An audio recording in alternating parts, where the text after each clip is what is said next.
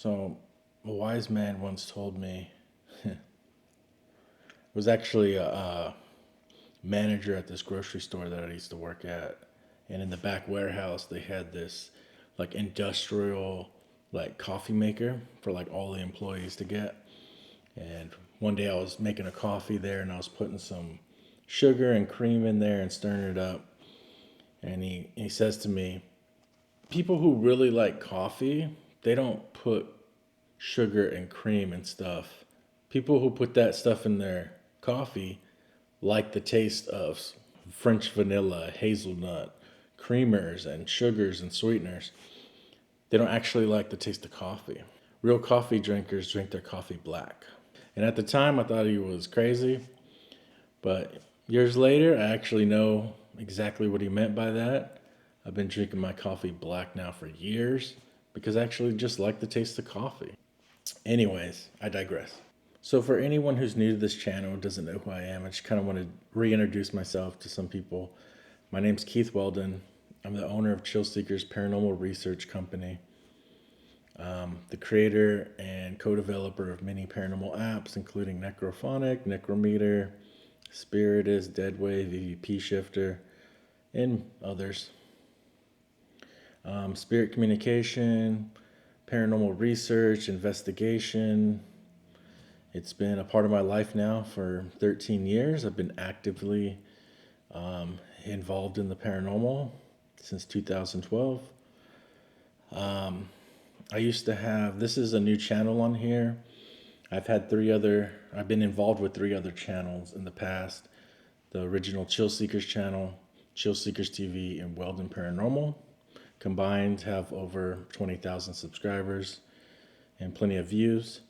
Having to start over, and if you've made a YouTube channel or if you've had to make a new YouTube channel, you know how hard it is to start over and start a new channel here on YouTube. It's not easy. I got like 300 and something subscribers now, and I appreciate all of you who have subscribed. If you haven't, please take a second to subscribe. It'll help me grow this channel. And if you're here from one of those other channels from the past, I appreciate you coming over here and subscribing. It's my new channel, my new spot on YouTube, where I'll be posting investigation videos and things like this. I'm going to start doing some vlogging type videos where I just kind of talk to you guys about what's going on with me and what I've been doing. So I'll be doing these kind of videos. I might do some spirit box session videos. I don't know. I'm just going to mix it up and see what sticks. And so today I'm doing my first like real vlog type video on here. So coming up soon, we went to Sonora Inn in Sonora, California, and you're going to see I've been using some, I don't have them on me right now, but I have some dice that I used, some letter dice to do some dice divination, and then I used the Necro dice app as well. I actually did it the next morning after the investigation. Spent a good amount of time doing a session with the Necrodice app, taking screenshots, and then I kind of put those screenshots throughout the video to show, I don't know, I guess some of the relevant responses that came through. But I've been working on several divination projects, actually. I created some seance cards, which are basically a dual purpose, dual meaning tarot deck, which I will explain more soon. Also, for the past few months, I've been working on this divination book that is now, it's going to be published and will be available soon, and I'll be talking about that more. So I've been really getting into the divination stuff, and I'll be talking about my Ouija board collection and stuff like that. So the next vlog video will be about that divination stuff and the projects I've been working on involving divination. So that'll be the next vlog video, which I'll probably make within a week or two. So for this video, I kind of wanted to talk about what I got coming up with Chill Seekers and as far as ghost hunting and other stuff. So pretty soon, within in a couple months from now, I'm gonna be heading up to Northern California, like past Redding, to a little town called Willow Creek. Now in California, Willow Creek is basically the Bigfoot capital. Um, it's this little town that's completely dedicated to Bigfoot. Like their businesses are named after Bigfoot, and in the nearby Bluff Creek area, there this is the spot where the Patterson Gimlin footage was shot. Now, if you don't know what that is, you should probably recognize the image taken from the Patterson Gimlin footage. It's really famous.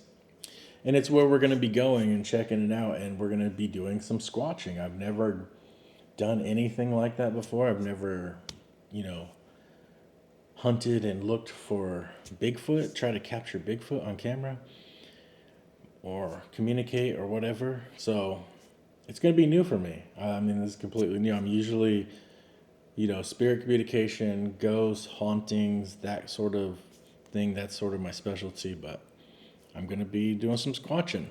So me and my girlfriend, Sari, we've been kind of talking about it. And I'm interested in almost all things paranormal, like when it comes to cryptids and UFOs and aliens and, of course, ghosts. I'm kind of open-minded and into all of that kind of stuff, but definitely the ghost part of it is my major focus, right? But on this trip, we are going to be doing some ghost hunting too along the way. But yeah, the main part of the trip is to go to Willow Creek and look for Bigfoot. So we'll be going to the Patterson Gimlin site, or at least near it, to the Bluff Creek area. We're also going to be going around Willow Creek itself.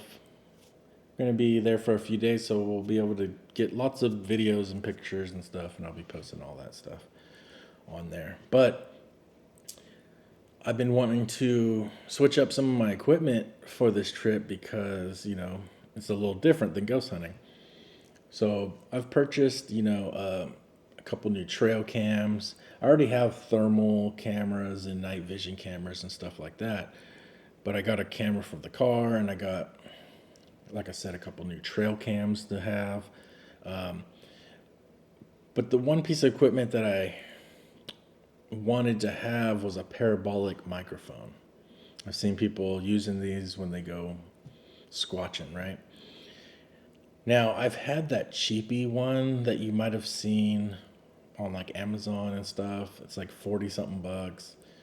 It looks like a little ray gun with the clear dish that always falls off. I've had that one in the past. I've tried using it. I didn't like it. I thought it sucked, honestly. So I was like, okay, I'm going to step it up. I want to get something better, a better parabolic mic. Well, looking online, it's like they do have better ones, but they're freaking expensive, Like I'm seeing them in the price range of $600 to $1,000 to thousands of dollars. And I don't really want to spend that much money on a parabolic mic that I'm going to use maybe a couple times. I don't plan on using it all the time. So anyway, I also saw people online who made their own parabolic mics using trash can lids and different setups. So I figured, okay, I'm just going to make my own parabolic mic. So the first thing I did was go out and get some parts to put this together. And so I got this bowl, just plastic bowl. But I figured this would be could be used as a good dish. And then to go with it, I have this as sort of the handle and housing, because I'm going to be putting like the recorder and the amplifier and all that stuff in here. And then I figured basically I would just bolt this together, and then you have your basic housing for a parabolic microphone. Ghetto, homemade, whatever. I don't care. So that's basically what I'm going to do. I'm going to bolt that bowl onto this. And then I have the microphone that I got off of Temu. And then I have an amplifier that I got from Amazon, an old recorder, and some headphones. And I'm going to put it all together and basically have my own homemade parabolic mic that I can try out. Hopefully it works. So excuse the mess here on my workbench. I haven't cleaned it lately, but the basic idea is here to basically drill a couple holes in this bowl, mark the holes on here, drill a couple holes in here, then basically bolt it together like that. Now, this plastic is pretty brittle. Hopefully it doesn't just crack the whole thing open and ruin the bowl, but we'll see. And so that's what I'm gonna do. All right, so it actually worked. As you can see, I drilled a couple holes, bolted it on, slapped some Bigfoot stickers on here just to make it really authentic. But one bolt is going inside, one out, and that is to put my cheap lavalier microphone that I used a zip tie to make it shorter so it didn't stick out this far. But basically I clip it onto here, and now it has the mic.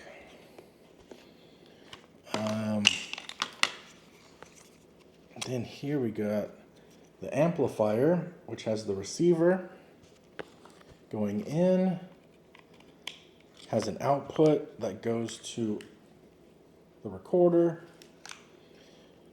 the output of the recorder so I can monitor it. Got some headphones. So basically all this will go in here. Okay, so I might find something better, but for now I just have this bathroom towel, hand towel, that I'm going to stuff in here. And the reason for that is because I don't want this amp. I don't want the amp and everything like bouncing around, making noise in here. So if I just kind of stuff it in here like this, for now, I don't know, I might find something better. It doesn't really matter. But that way, you can see it kind of holds everything in. It's not rattling around. Well, that is a little bit. But if I tuck the cord into here, like so, now it doesn't rattle. And then you got your headphones to monitor it. So next up, I'll be taking it outside and seeing if it works. I mean, I know it works. I tested it before I tested it to make sure that the audio was going to work before I did all the drilling and all that stuff. But I haven't tested it like all put together. So we'll see if the ball actually helps, you know, channel the microphone direction and sort of catch the sound waves better. And if the amp really helps and all that stuff. So I don't know. We'll try it out.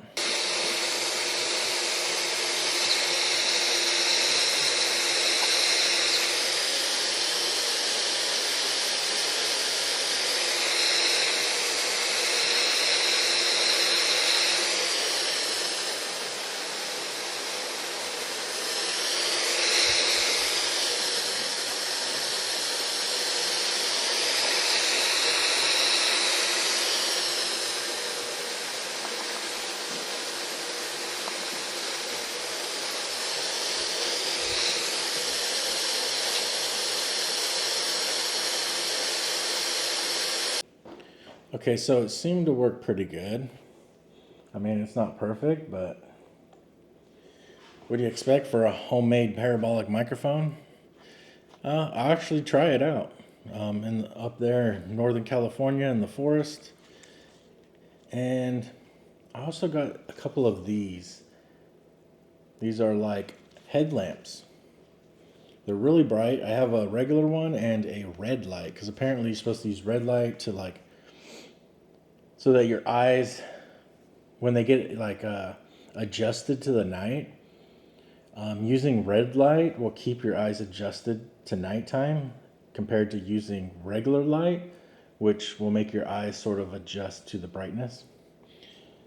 That's what they say, and I can kind of see how that would work. But anyway, I got a couple of these headlamps, because here's the thing, the last investigation I went on,